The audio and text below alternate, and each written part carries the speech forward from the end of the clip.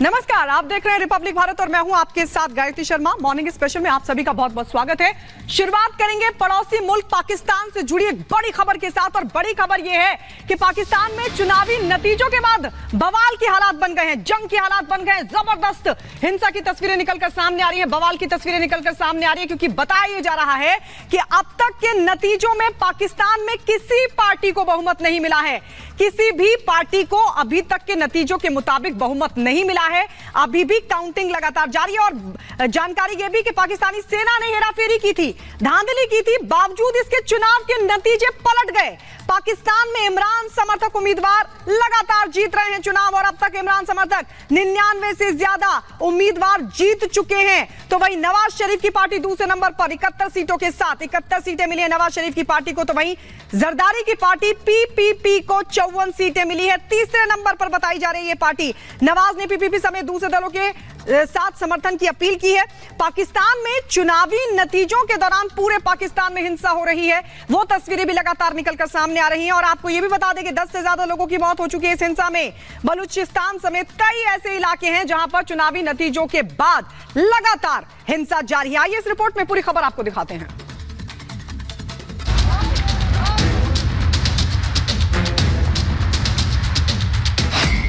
नतीजों का इंतजार, पाकिस्तान में कोहराम, सड़क पर आवाम, पाकिस्तान में त्राहिमाम, सत्ता की लड़ाई, पाकिस्तानी फौज की हार। यह तस्वीर पाकिस्तान के नापाक हरकतों का सबसे बड़ा सबूत है। यहां बैलेट पेपर की खुलेआम लूट हो रही है। वोटों की लुटेरे बिलावल के बिगड़ेल शहजादे हैं, लेकिन चुनाव में फौज की दखल से आवाम नाराज है। पाकिस्तान चुनाव में फौज क्या खेल रही है, ये ठीक कोई नहीं बता रहा। इमरान समर्थित जीतते उम्मीदवार जब हारने लगे तो बवाल शुरू हो गया। लोग पोलिंग बूथ में घुसने लगे। शायद नवाज शरीफ को फौज ने पहले ही जीत का आश्वासन दे दिया था, लेकिन रुझानों ने नवाज समर्थकों की उम्मीदों पर पानी फेर दिया। अब तक के रुझानों में इमरान की पार्टी सबसे बड़ी पार्टी के तौर पर उभर रही है। अब तक के नतीजों के बाद इमरान समर्थक उम्मीदवारों में जबरदस्त उत्साह है। समर्थक सड़क पर उतरकर जश्न मना रहे हैं। इमरान समर्थकों की ये खुशी पाकिस्तानी फौज को रास नहीं आ रही है। सड़क पर जश्न के बीच पाकिस्तानी फौज ने कुछ जगहों पर पोलिंग बूथों पर कब्जा कर लिया। पाकिस्तान चुनाव के पूरे नतीजे अभी भी नहीं आए हैं, लेकिन इतना साफ दिखाई दे रहा है कि फौज के कंधे पर बैठकर नवाज शरीफ का चौथी बार प्रधानमंत्री बनने का ख्वाब अधूरा रह गया। अब तक के रुझानों से इतना तो साफ हो गया है कि पाकिस्तान में इस बार खिचड़ी सरकार बनने जा रही है।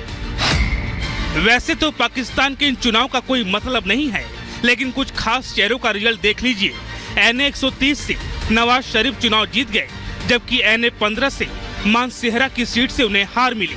NA 123 से उनके भाई शहबाज शरीफ जीत गए और नवाज की बेटी मरियम NA 119 से जीत गई। बिलावल भुट्टो 196 से जीते, तो इमरान खान की पार्टी के मौजूदा चेयरमैन गौहर खान NA 110 से जीत गए, जबकि खैबर पख्तूनख्वा से पाकिस्तान की पहली हिंदू महिला उम्मीदवार डॉक्टर सबीरा प्रकाश चुनाव हार गई।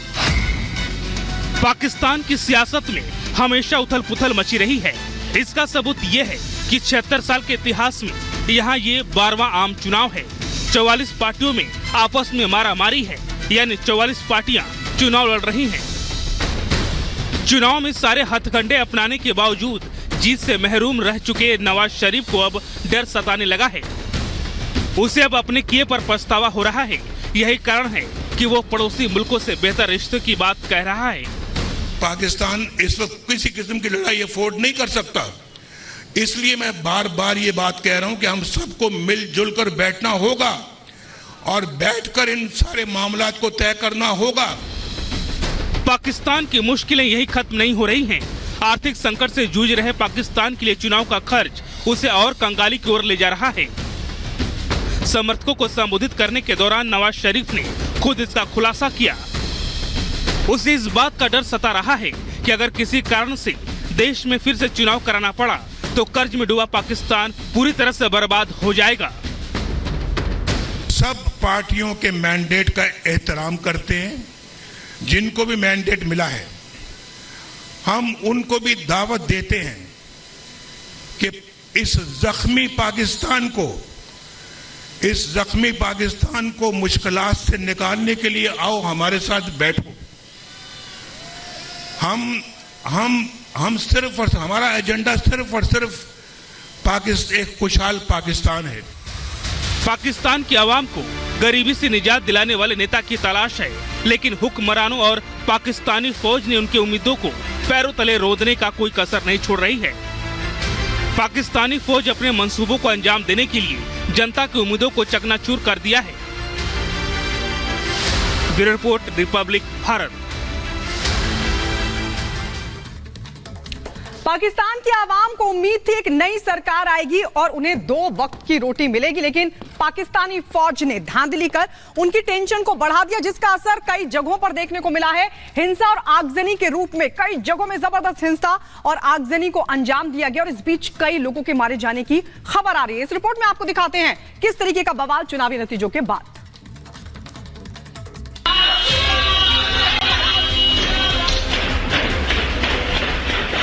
हिंसा और बवाल, पाकिस्तान में कोहराम।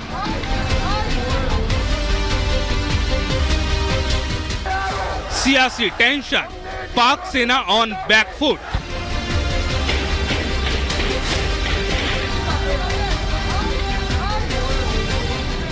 बर्बादी बेहिसाब, पाकिस्तान में हाहाकार।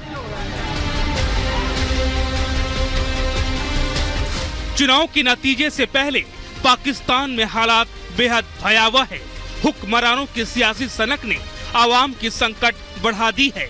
लाहौर, कराची समेत पाकिस्तान के 19 शहरों में विद्रोह की चिंगारी भड़क उठी है। पाकिस्तान में गृह युद्ध जैसे हालात बन गए हैं। पाकिस्तानी फौज के रवैये से नाराज भारी संख्या में लोग सड़कों पर उतर आए हैं। जगह जगह हिंसा और तोड़फोड़ हो रही है। बेकाबू भीड़ सब कुछ बर्बाद कर देने पर आमादा है। पाकिस्तानी फौज की हरकतों ने आवाम की टेंशन बढ़ा दी है। आज पूरे पाकिस्तान में बंद बुलाया गया है। काउंटिंग में धांधली को लेकर जमीयत उमेला-ए इस्लामी ने जंग का ऐलान कर दिया है। हमने पहले भी एस्टेब्लिशमेंट के साथ मुकाबला किया है और फिर भी करेंगे इंशाल्लाह। एस्टेब्लिशमेंट पाकिस्तान के मालिक नहीं है, एस्टेब्लिशमेंट पाकिस्तान के मालिक नहीं है, पाकिस्तान के मालिक हम हैं।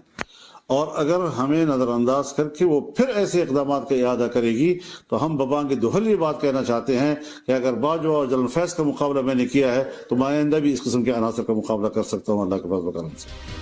जमीयत उमेला-ए इस्लामी के अध्यक्ष फजलुर रहमान ने साफ साफ कह दिया है कि काउंटिंग में अगर धांधली के सबूत मिले तो गंभीर परिणाम भुगतने होंगे। इससे तो इतना साफ हो गया है कि पाकिस्तान में आज का दिन काफी अहम रहने